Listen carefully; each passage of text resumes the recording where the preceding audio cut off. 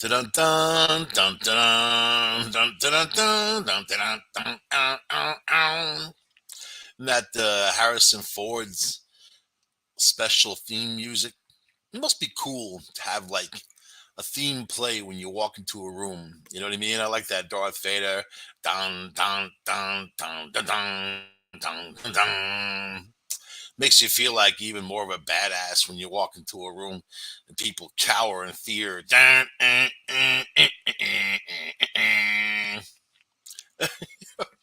So I wonder about past lives. I've often thought and wondered and thought, and you know, I'm a big believer in it. Past life, future life, all that kinds of stuff, right? It's a cycle, But in this particular show, we're going to talk about kids who remember their past lives and who have led investigators to locations, have named names, and even said who they were married to and whatever, which is very interesting stuff. Science tries to explain it, but they fail. They always fail when it comes to that stuff. Can science even explain anything? They can't cure anything. You know, they just gotta roll along. They can't explain a goddamn thing. So it's more about you yourself and your own personal knowledge of the universe, right? So, but let's see. And there are doctors like Jim Tucker who has encountered these cases. He said one of the most notable is perhaps the story of James Lingyear. Soon after his second birthday, James started having horrible nightmares about a fatal airplane crash. When his parents asked him about these terrors, he told them he was a pilot whose plane had been shot down. He offered striking details, like the name of the aircraft carrier and the first and last of the friend who shipped with him. So, before I even continue, a 2-year old, little kid, they're gonna know all this stuff, man. And there's a reason why it happens when those young early ages is because those memories are still fresh inside your soul.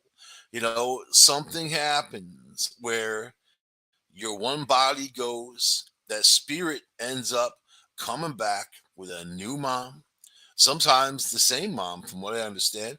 And then you're off. Then you continue on. I mean, I myself had dreams like this uh, until I was about 6 or 7 years old. And I'll tell you, it wasn't just dreams. I would even be like seeing these images in my mind, or close my eyes and see this like fire, like an intense fire, and like all this military stuff. And I had felt that I had gotten shot like diagonally across my body, like literally from shoulder down to the hip. And these images and dreams continued.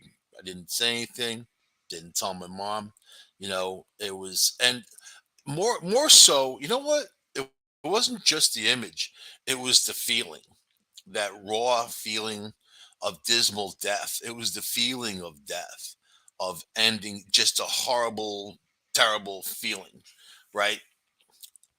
That was just me. And around 7 years old, somewhere around there, I stopped having those images. Stopped. It wasn't something I even thought about to that point, right?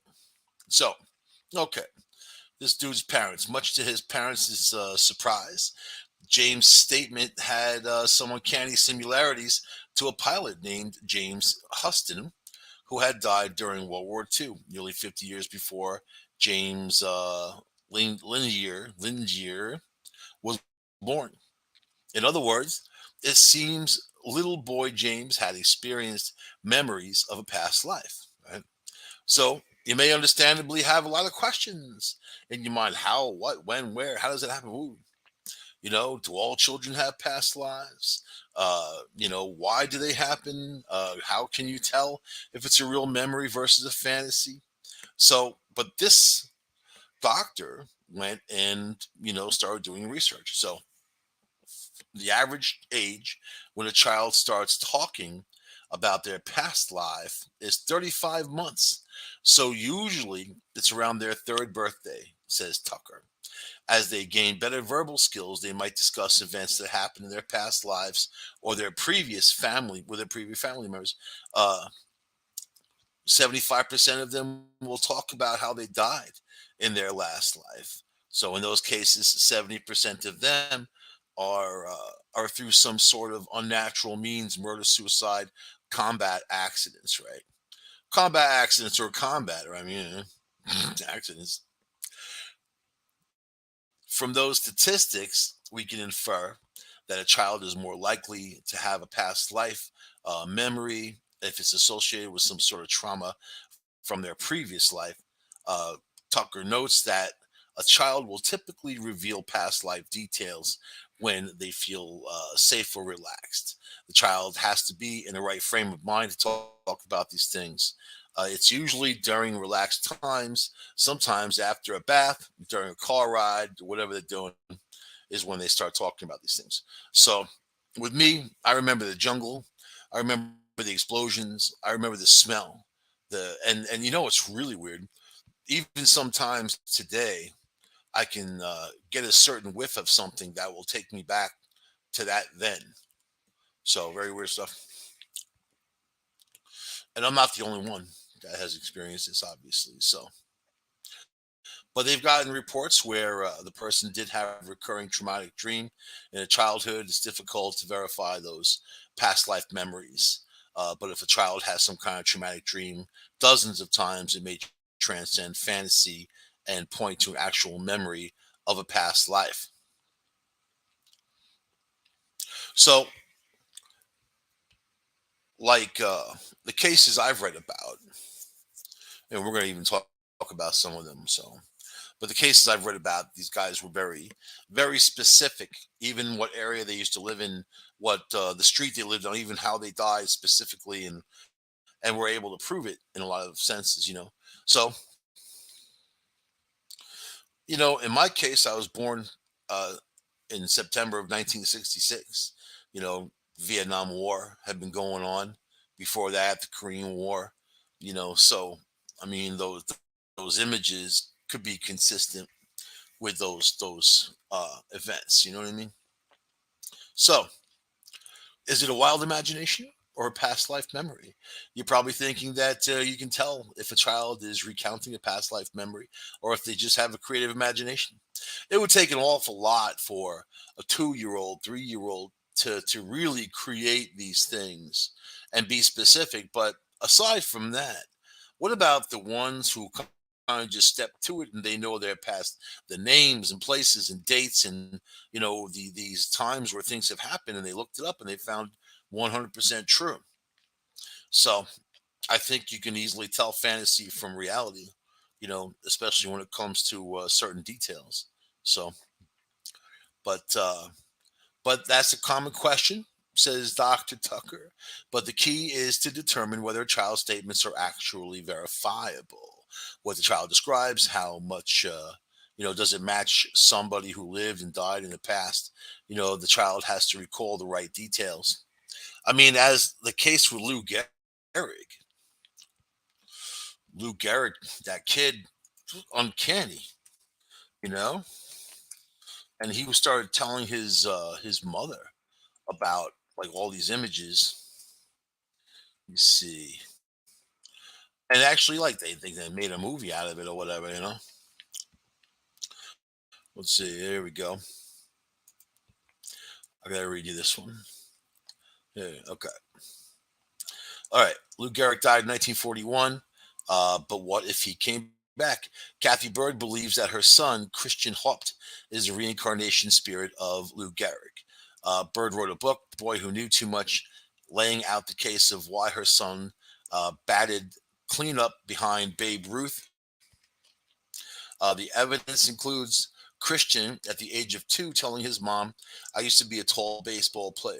Is that a toddler just talking nonsense as he experiments with language? Or did he really mean to say, I won the MVP award in 1926? Bird also writes that Christian told her of traveling to hotels by train and recalling a falling out between Ruth and Gehrig. Okay. And she went to a hypnotist on unlocked memories of her own past life of Garrick's mother, which she calls a past life regression. So Christian is 8 now and playing baseball for a travel team. He's also a Dodgers fan, probably because he loved beating the Giants so much in his past life. Is If what the mother says is correct, we can expect Christian's first 40 homer season to come in 16 years. So, but here's just another story. I mean, but this kid, he also said that he died of a disease that was named after him. So it's a very interesting story. You should check it out. But that's one of many, one of many. So let's see. When do these memories go away? Right. So while past life memories are typically associated with experiencing trauma, it usually fades by the time the child turns 6 or 7. So it is not like they're permanently scarred, he explains. But if a child doesn't remember their past life after a certain age, there's no need to get them to remember it. After all, these memories tend to crop up if there's some sort of trauma associated with death, which might not be too pleasant for the child to remember. So, why do only some of us remember past lives? It's another common question. Why do we all have past lives? Or some of us just verbalize them. Some of us know we don't say anything. Or do those who remember their past lives actually have them? According to Tucker, there's no evidence that everyone has past lives. Then again, there's no evidence against it either. However, he notes that because there is this trauma associated with past life memories, perhaps an individual is more likely to have one. Uh, they have some kind of unfinished business to tend to, something like that. Though the previous person had died violently or died young, he explains. Another similarity, he said, is that children who have past life memories tend to be very bright and very verbal at a young age. Think about the kids that can play the violin or the piano at 3, 4, or 5 years old, virtuosos. It didn't just happen. I mean, they just hear the piano all of a sudden have that kind of aptitude. There's something inside of them that had that talent and that ability. There's a system to it, learning something. It just doesn't happen. I mean, some people have more natural aptitude than others in certain things, but not when you just come out and boom, you're playing Beethoven, you know. Let's see. So other children might have these past images of past memories. They just may not be the language skills or have the language skills to verbalize them. By the time they get to where they can really verbalize them, the images may have faded. Whereas with these kids, they start talking about it and it kind of firms it up. Yeah, you die a horrible death and that sticks with you, you know. So that transition between death and birth and what happens between the two, obviously your physicality is gone with your body. The physical presence you have, I'm talking about the flesh, meat, and bone of your life is gone, right? What's left is energy. And inside that energy, there's got to be memories because those memories get put into the next host, if you want to call it that. So, so what can past life memories tell us about what happens after death? Dick Sutphin was a guy does past life regressions, all that. Lived in Sedona, Arizona. He just passed away last year. Dick Sutphin. He's one of my first guests that I had on the show. He came on and we talked about past life. Going back into people's past lives, and sometimes people have problems now that they carried over from their past lives, and he was the guy that you go to help try to solve those problems, right? So past life memories can be fascinating, and only a portion of the population actually encounter them. That's not to say that we can't learn from those who do remember their past life, according to Dr. Tucker. His research only strengthens the notion that consciousness transcends our physical being. There you go. It's also interesting to note my love of military items as I was growing up. I mean, as soon as I could, I'd be hanging out in the Army Navy store, buying knives, bayonets, and cool stuff, and I don't know, ammo boxes to put my stuff in, and things like that. I just thought it was really cool, and a lot of my friends weren't really into that at that point. I got them into it because they started seeing some cool stuff, you know. So I'm actually the one who started. This is going to be sound funny to you. And you may not believe me, but I don't care.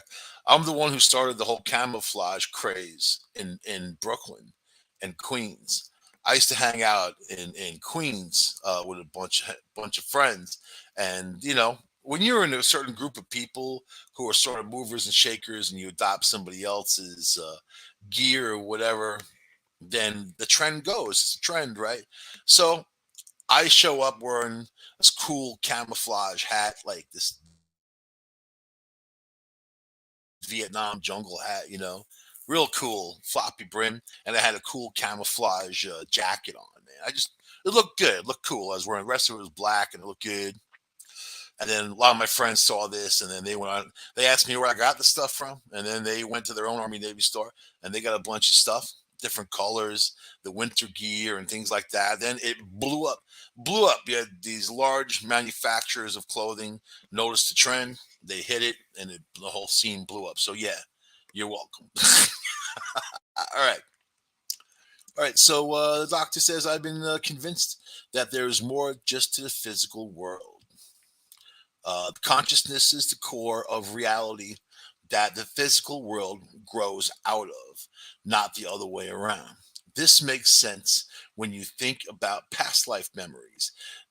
In these cases, consciousness prevails even when the body loses its physical form. The brain died physically, it's gone, it's dust, or it's in a jar somewhere in some lab, and high school students are looking at it or whatever. The consciousness continues on though. So while most of us don't, have the past life memories, these cases indicate that consciousness may very well live on after we die. We are not just physical beings trapped in a random universe for a few decades and then we're gone. Tucker adds, this is a hopeful message for people and the future. So again, when you think about these concepts, of recycling, right? It's a recycling program, and the machine, the energy gets recycled. There's nothing in nature that goes away entirely. Things just become other things. You know what I mean? Even the theory of a black hole, when something enters, when it enters this barrier called the event horizon, right? That's basically where everything is stretched then compacted, pulled like toffee, as a matter of fact. So it's probably not something you'd ever want to physically experience, safe to say. But then what the event horizon does, what they believe it does, what the theory is, that it makes a coded copy of the object. Let's say you sent your grandma's couch, pillows and all, into the event horizon. The couch would come out just like little bits and nuggets of nothing with a heavy gravity, but really, obviously, you wouldn't recognize it as a couch. But the couch itself is recorded in the event horizon. So that to me is pretty amazing. And if you think about all of life, early you're watching television, right? You're listening to the radio. Are you listening to my voice right now? No. You're listening to a computer representation of my voice. You're listening to the bits and pieces of packets of information that flies through the internet around the world. The show's in 181 countries. That's a lot of countries. That's basically most of them. Yeah. So to get there instantaneously, like you're talking about speed of light action, or radio waves also travel at the speed of light, right? You can bend light with gravity. You can bend radio waves. You can stop radio waves. There's things that you can do to manipulate the reality. Right? That's why I think people mess with the Matrix, like this whole thing with the Ukraine. It's just so off the wall, and just even with Trump and the whole like ever since around there. I feel like somebody messed with the matrix. It's just things aren't adding up for any good common sense, man. So anyway, there's a hell of a lot we don't know about past lives, right? And maybe it's not even something that your everyday you think about, you know. And obviously, this is a show that is rooted in the paranormal. And even though I use the paranormal with a very small p, we this is a show based in science. That's the way I look at it. That's how I interpret it. We're based in science, right? And we like to talk about ifs, but also like to look for a tangible answer to why, So check this out, okay? How do you know you have a past life? I'm going to give you four signs. Yeah, you may have had a past life, and I don't say may. Pretty sure that and believe it or not, that's my explanation for homosexuality. Is that like if it's a male and he's homosexual, I think probably in his past life he was a female and carried that over. There's no science to back it up, but it's a damn good assessment of a situation. You know, I think that if it's in your core and you believe that's what you are, that's what you are. You know, so it comes down to that. All right, number one, the old familiar feeling, which isn't a terrible thing. I'm going to add that too. I don't want gay guys coming after me like, ah, 'cause they get crazy these days. I am not your enemy. I just find it to be a plausible answer, to a question asked. You could ask me about the chicken and the egg too, and I also have an answer. You'll have to subscribe to pay per view to hear that one, but I do have an answer, and it's a damn good one. Too. All right, number one, the all familiar feeling.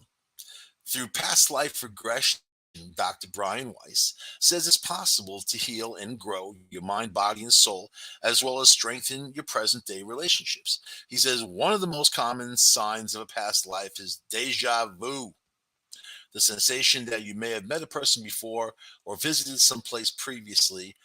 Sometimes this deja vu feeling. See, I'm going to stop there and argue with this point because deja vu is not that. You can have episodes of your past life, but it's not deja vu. Deja vu is the feeling that you've experienced that moment before, not something. Oh yeah, that store was in, the store over there that was in my past or something. Or no, no, no, no, no, no. Deja vu is that moment. The moment that you're feeling. I have moments of deja vu where I can actually predict what's going to happen next because it comes back to me also like a memory, which is really interesting, you know. So past life regression or past lives, or knowing that your past life is more hitting on things that you have no idea why, or being drawn to something for no good reason, or even meeting somebody that you feel like you've known them all of your life. Like you feel so, it's a level of comfort. You feel so comfortable around them. That's more like that. So let's get on this guy. Okay. And I'll tell you about deja vu. I'm also going to tell you why I believe deja vu exists. I believe that time overlaps itself to make it seamless. It doesn't just go end to end. These are radio waves that are kind of intertwined and overlap. In that overlapping, I think you can definitely get a general sense of the near future, the near past. You can kind of pull it in. So last week on the show, we talked about remote viewing and being able, going to Las Vegas and being able to see numbers or know what cards are going to come out, or what machine's going to hit next, because you have that feeling it's going to happen, and it's beyond just a feeling. you know all right, I'm going to try that one day, man. You know what, I'm going to go to Vegas and I'm going to try some remote viewing and record it. Do a show. They'll kick my ass right out of there, but they don't like people that helps them lose money, right? They'll start having remote viewing classes right there on the sidewalk for free. You know what I mean? Anyway, how about this? Your dreams are so real, it's like you're actually there. Do you have vivid, detailed dreams of yourself in different times and different places? That might be a past life memory emerging. Let's see. Eh, I don't like this. I don't like these examples. They're not really. They're not doing it for me. Not doing it for me. Let's see. We've gone past the kid stuff. You guys probably want to hear more about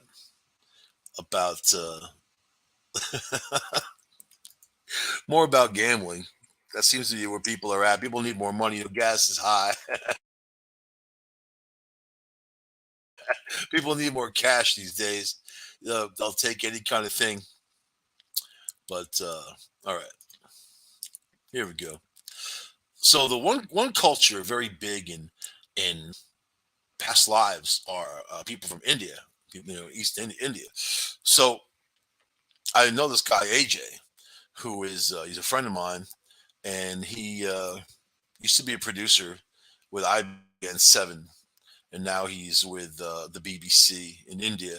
And he went to a village where they did kind of an expose, kind of a thing.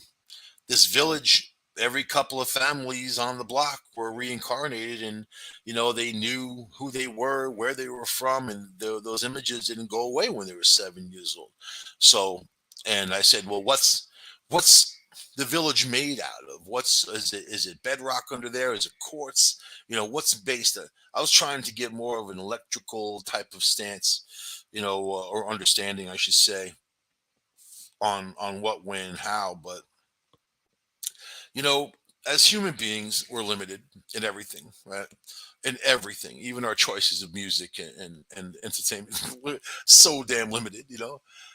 At the same time, we can explore. We have the ability to understand more about ourselves and the world around us. Which is why I do this show, and which is why I like to research these subjects, right? But you have to respect other cultures. You have to respect where people say, where they come from, where their heads are at, to really understand the universal language of the paranormal. And so it also connects with quantum physics, which is a very real thing. You know, a couple decades back, you weren't able to talk about quantum physics without being laughed at by some professor. That it doesn't exist, right? When really it comes down to you know exploration, opening up your mind, not having a closed mind. I knew a physicist at Cornell who was she was actually a grad student, and when we start talking about tachyons, one of my favorite subjects to bring up when I have scientists around, just to throw it out there, tachyons. She laughed at me, ha ha ha, no such thing as tachyon, ha ha ha. Really? And then not long after that, I think probably that year, a year later, of course, tachyons, if you don't know what tachyons are, they're a theorized subatomic particle that can travel faster than the speed of light. This way, it penetrates our light and our reality. Not long later, they found neutrinos, which are basically subatomic particles that can travel faster than the speed of light. And these particles blast through our reality right now, all the time, right through your body, right through us. That's part of quantum physics. So there's so many things we don't understand about the world. And it's better to have an open mind and close the book. Because if you close the book, you're never going to understand anything about the universe. The universe obviously is a lot bigger than our understanding. But we definitely like to talk about these things here. So, how about this? You have persistent memories. One of the things that you might experience. So, have you heard someone, for instance, say they feel like they were born in the wrong era? I hear that a lot. I was born in the wrong time. I don't know what time people want to be born in. That's kind of the thing people say, which makes me kind of laugh a bit, because the era they reference they were very hard times. Even you go back into the 1800s, which is fairly recent, these are very hard times. They didn't even have toilet paper for a long time. That corn cob on a stick type of thing, man. If that's the way you want to get down, that's fine. But me personally, I like toilet paper. I like the new luxuries of mankind. I love the internet, man. This I'm happy in this reality. Was I born in a different time? I think I was in a lot of times. I had a psychic David who used to do the Kabbalah and make like a circle of letters and numbers. And you know, I think it was just letters actually. And then he would come up with all the different stuff. And he told me about my past lives and who I was. He said I was a woman, an Irish woman, in one of my past lives. I was killed because of my big mouth. The stoned. I said, "Are you sure that I wasn't just some stoned Irish woman?" I can. Oi! Just some stoned out Irish woman. Oh, you have a bit of the whiskey? Yeah, a little bit of bud. Oh my god. So yeah, I can see that big mouth killed. Yep. There's things that I can see that now, let alone then. But these are your traits that you have for maybe no good reason, and but they might exist because of that, right? All right. Let's see. When someone feels very strongly about they came from another era, a lot of psychologists interpret it as a possible sign of being connected to a former life. There you go. And these are psychologists. See, psychologists have to say stuff like that because they have no other answer. They have to kind of just link it. You can't just say weather balloon like the Air Force when it comes to UFOs. You have to have some kind of why. Why am I feeling this? A clinical hypotherapist says it's this characteristic is common with people that had past lives or sometimes many past lives. He described these feelings as persistent memories or intuitive feelings of being someone else somewhere else at another time. I'll tell you, man, you put your foot in that door, it takes a minute to get back out again. This can be accompanied by a physical manifestation like a birthmark that when looked at feel invoke some kind of memory. When I do paranormal investigations, with a group, we go into these places, and I kind of describe it as building a bridge, and it takes a few days to shake it off after you're done, but you really feel like you're connected, and then that's when you get the big evidence. That's when you get the conversation. That's when you get all the information that you're looking to gather, right? Just to throw that out there. So, how about you have unreasonable fears, right? Do you have any severe fears that just don't make sense? Dr. McGrail has had incredible experiences with patients who do and who have come to revelations about their previous lives. One woman he worked with developed an intense fear of death just because she looked up at the sky one day. In hypnotherapy, we did a past life regression, and she saw that she had been falsely accused of murder and sentenced to hang. Just before they put the hood over her head, she had looked up at the sky and saw the clouds. After that session, her fear was gone and she went back to her formerly happy life. Think of that. I think that if someone was going to hang me, they may as well just kill me right there, man. Like I'm going to fight to get out of there. They probably don't expect you to. I overthink, like, why would you kind of just go along merrily? Like, let me walk along. People are going to kill me. You know what I mean? Just die in combat. That's kind of the best way to go if you're going to go. If they're going to kill you anyway, you know what I mean? Or you might get a chance to get away. That's the best part of it. Kick their ass and get away, like some Ukrainian. Like, that's right. I'll kick your ass. Think you're going to be easy? You go make this easy? No. How about you get strange pains? If you had a physical pain that has bothered you for a decent part of your life, one that doctors don't seem to have an answer for, it could be a result of something that happened to you in another life. At least That's what hypnotherapists like Dr. McGrail think. Having a physical or emotional issue. It can be persistent or suddenly appear, a pain, a fear, a phobia, and it has no discernible origin. There's no cause from this lifetime of pain, and you don't know how it's happening or why it's happening. Many people the doctor has worked with has had unexplained anger issues, nothing violent or abusive from childhood, and their past life they were mean, violent people, warlords, dictators, etc. Mm, there's people like that out there, that's for sure. If you believe in reincarnation, you might also believe in ghosts and these chilling real ghost stories. Whoa. It's a link. It's a link. I'm not going to click on it though. How about you identify with another culture? The Francophile has an incredible passion for the French way of life and virtually anything French, but it is just a developed passion. Is it just a developed passion, or is it something deeper? That's something that you were born with. If someone is drawn to a certain location, culture, that might trigger a reason to want to explore a past life experience. They should seek out professionals who have experience guiding someone through it. You remember that detective? Who's that detective in Atlanta? Let me see. Who remembered his past life? He found himself at Gettysburg. I was just there recently.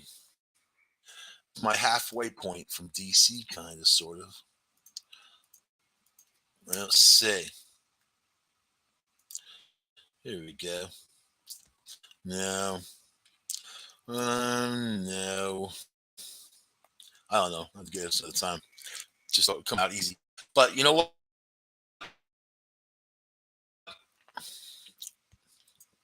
We got to talk about it anyway. But so yeah, he was this detective from Atlanta who found himself, believe it or not, the same name, first name, last name. And then he had found a soldier that had died at Gettysburg and found his grave that they made for him. And even they found his picture. It looked like him. So, and this guy's a detective. This guy's coming out saying, hey, and he even said that, he didn't want to be like discredited as a detective or whatever, but he just had all this information. How much of it do you think is real and not real? I mean, come on. The guy had the feeling.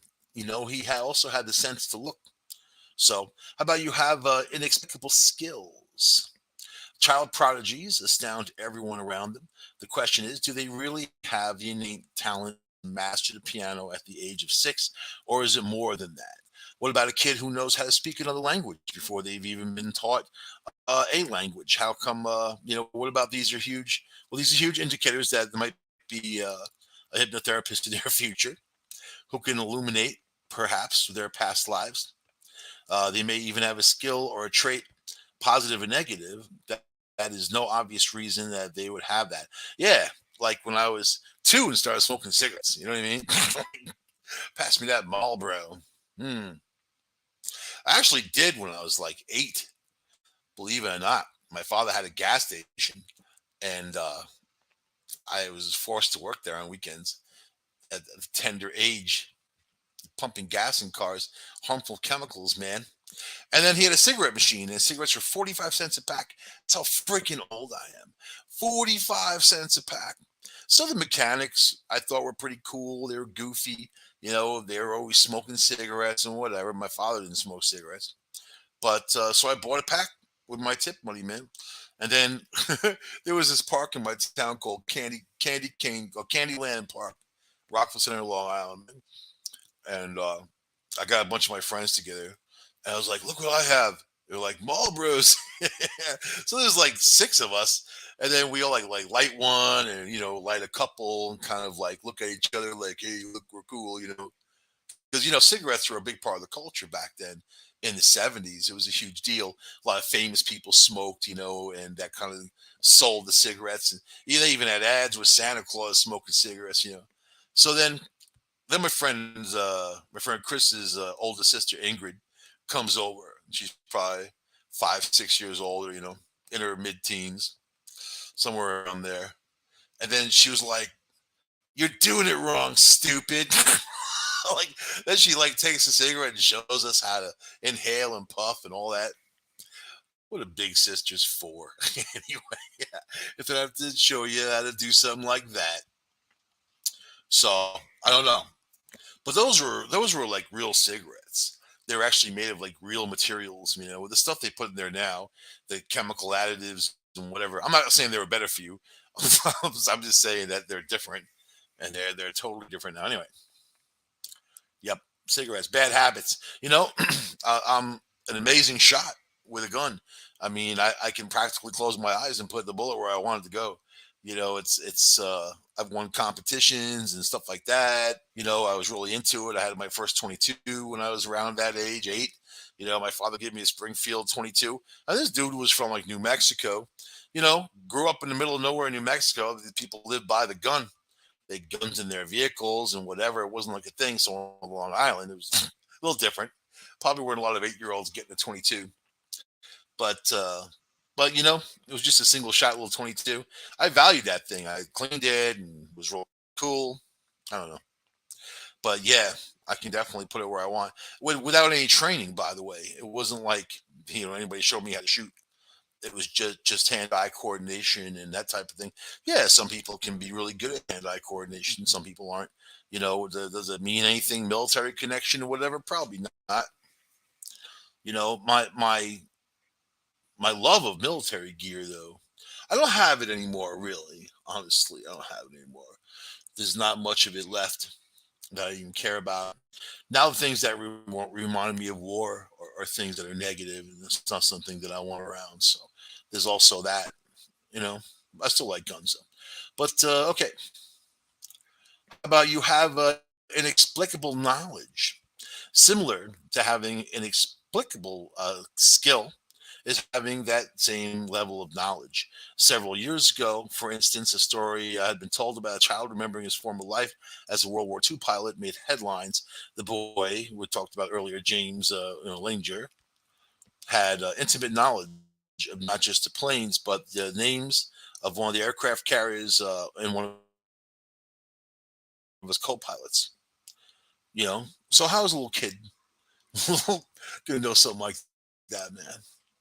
I mean, yeah, people can hoax things, of course, and do whatever, but this is a situation where the kid actually remembered who the heck he was. You don't want to make too much of a big deal out of that because then the government will follow you with their taxes, man. Like you can't take it with you, but you can definitely pay. You can definitely get a bill. Since you remembered your past life, the IRS is graciously allowing you to pay off the debt of your last past life, who was a deadbeat, and his funeral expense. Yeah. Okay. He cites knowing things about another time that ought to not be knowable, and that's basically a telltale sign. How about you have these recurring dreams, memories, and deja vu might occur when a person is awake. But again, I'm going to say deja vu is this is the same dude who wrote the outline about the deja vu. I'm not really big on that, man. I think that if you are dreaming about past lives, you definitely know that you've had one, or you have some kind of suspicions that you've had one. I don't know. I really want to talk about that Atlanta detective. Who I love the internet, man. It's cool. You know what I mean? Nothing better to bring truth around the world for people. I love the fact that people can really uh,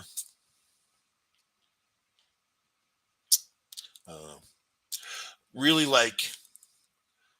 communicate with one another. There's so many people I've made friends with in other countries that I would never have been able to. But yeah, I can't find the stupid story, man. It's a really old story, and it's probably not easy to find. So anyway, I'm gonna leave that there. 'Cause You can't put in Atlanta and detective and it's just all kinds of homicide and whatever. What the hell's going on in the world, man? My God. A month ago, we weren't really talking about World War III and all this stuff. And I think there's so much that people need to focus on and get away from. Just the images of all of it is going to give you PTSD if you watch enough children get killed. It's a terrible, terrible situation. So, and that negativity breeds other negativity. It just reeks of it. You know, there's nothing you personally can do to stop these things. The only thing you can do is be there for the ones around you. But reach into that past life. So, what's your problem in this life? Dick Suffin said people have problems in this life that they carried on from their past lives. Eating disorders, other addictions, things like that. Fear, just like we talked about earlier, fear for no reason. Maybe you have a fear of heights for no reason, no good reason. A fear of water for no good reason. I mean, usually there's something that causes that at some point, and then you can kind of find some kind of conclusion. And it's also interesting when people do this past life regression, when they find out what the problem is, the problem it largely gets solved and it doesn't happen again. So I like it a lot. Anyway, I'm going to end the show on a high note. Oh, I will see you guys next week on Discovery Paranormal. Bye.